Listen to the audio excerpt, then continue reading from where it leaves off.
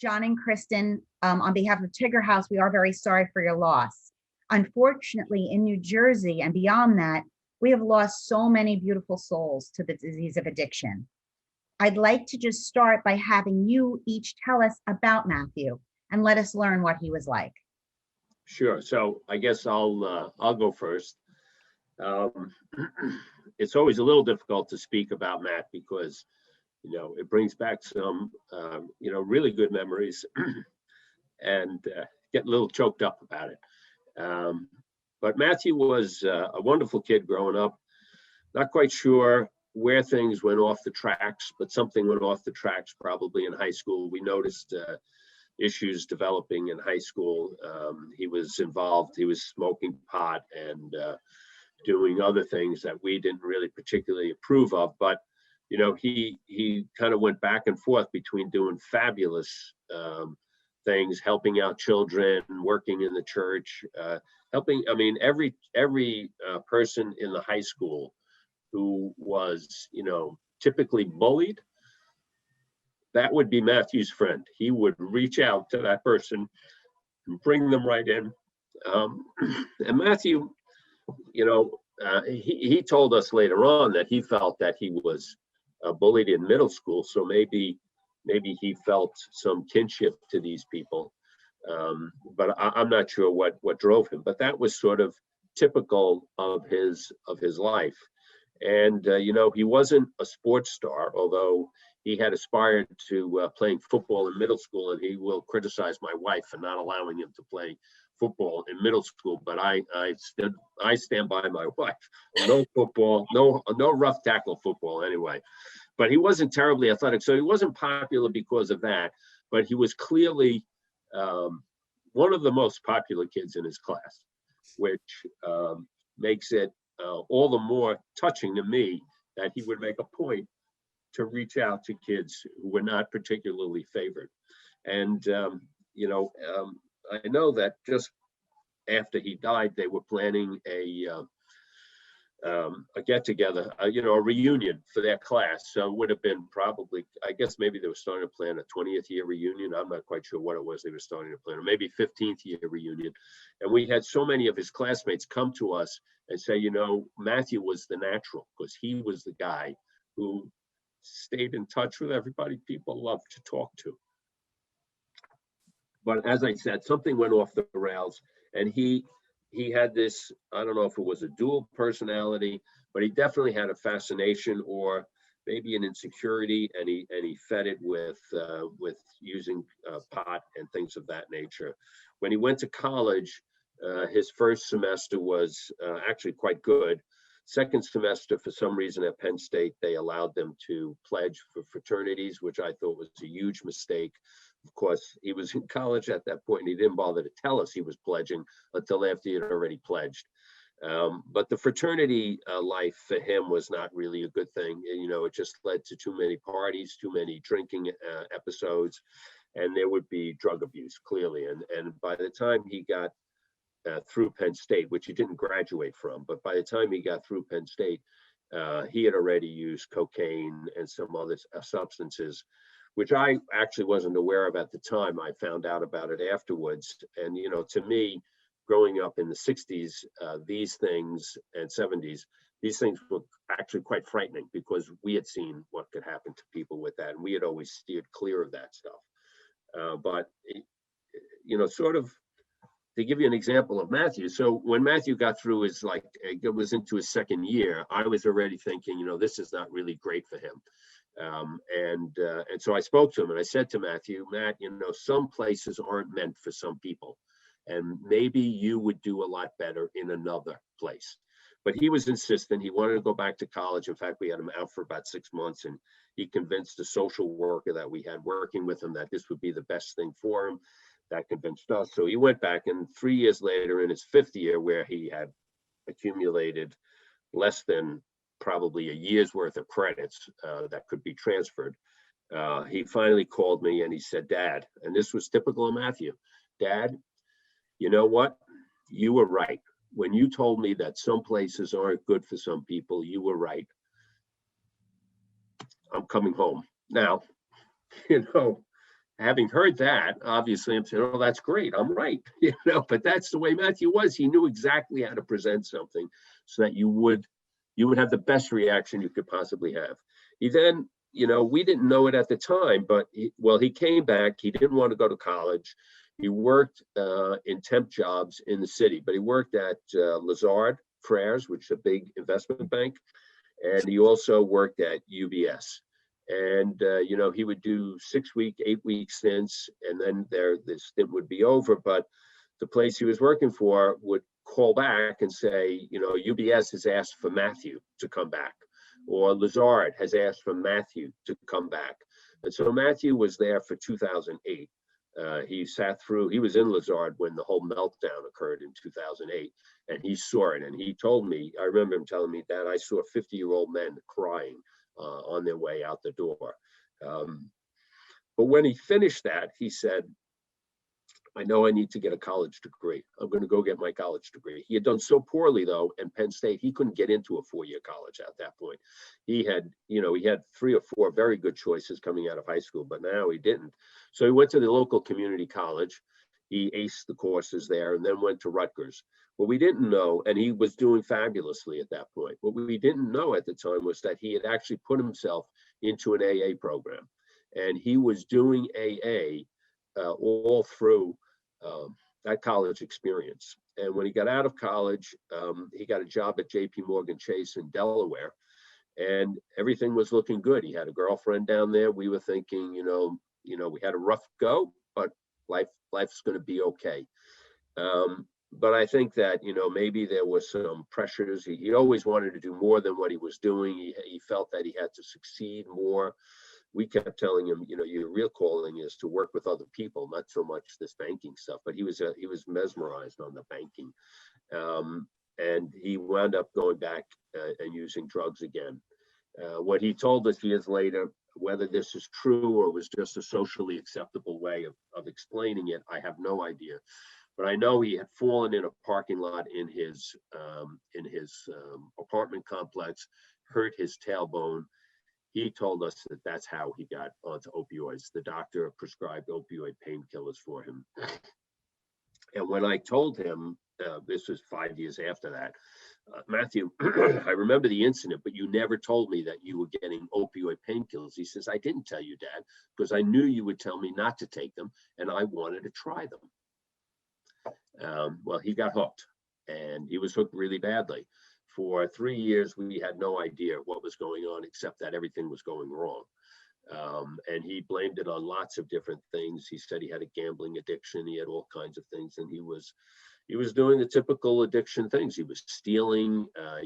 Luckily, he never did anything at the office, at work, at the bank, that put him into what could have been really, really deep trouble. But yeah, anybody he knew, family members, close friends, I guess he maybe felt like that these people were people that were least likely to report him. And so he stole from these people. It was quite sad. But eventually he was caught out. He was involved in he was stopped at a in some traffic stop. He was driving another friend's car that didn't have insurance on it, and the cop stopped him, and there was a warrant out for his arrest. And he wound up getting pulled in, and it was as a result of that. And it's so often the case when you're dealing with addiction that it's something to do, some mix up with the law that leads to finally what we might call a come to Jesus moment. In any event, he told us finally what the real issue was. And needless to say, we were shocked. We didn't know what to do, frankly. We had no idea how to deal with opioid abuse and heroin abuse. He was way ahead of us because he had lots of friends, frankly, who had been through this, and he had all kinds of ideas as to where he should go, what he shouldn't do. And I remember the Amy Winehouse song, Rehab.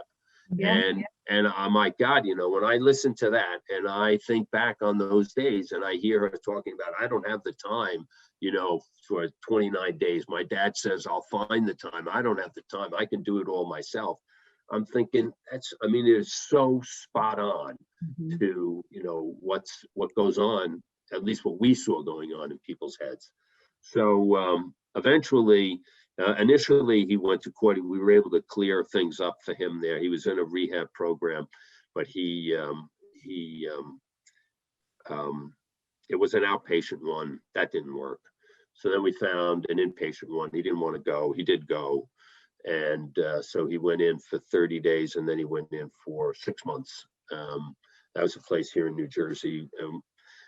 Marilyn and I weren't terribly crazy about the place, but it kind of did the thing that it needed to do. But coming out of that, he was told you should go into a structured sober house. We again didn't really know what that was.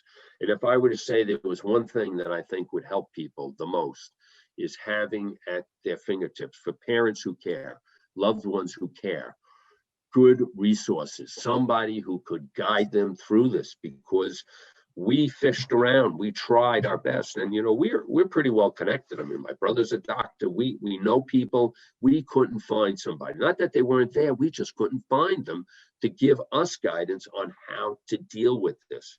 And of course, like every other family, it kind of tore the family apart. Marilyn and I were much more, we're not throwing him out of the house. We're going to work with him.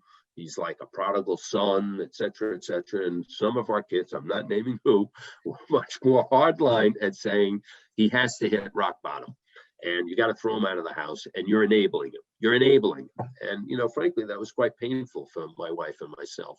But we tried to hit the right point where we weren't enabling, but we weren't throwing him out. I would walk in New York. I'm a lawyer in New York, and I would walk from the PATH station in New York on 6th Avenue up to my office on 52nd Street. And I would walk up 6th Avenue, and I'd see these men and women on the streets, living on the streets. And I'd think to myself, I don't want that to be Matthew. I don't want it to be Matthew. So we worked our best. He was insistent that he wouldn't go into a structured sober house. He would go to a sober house, which, of course, is unstructured, run by the people who are other addicts as well. And that didn't work out. I mean, that was a total wreck. Our first time visiting, we tried to be supportive, but we're telling them this is insane.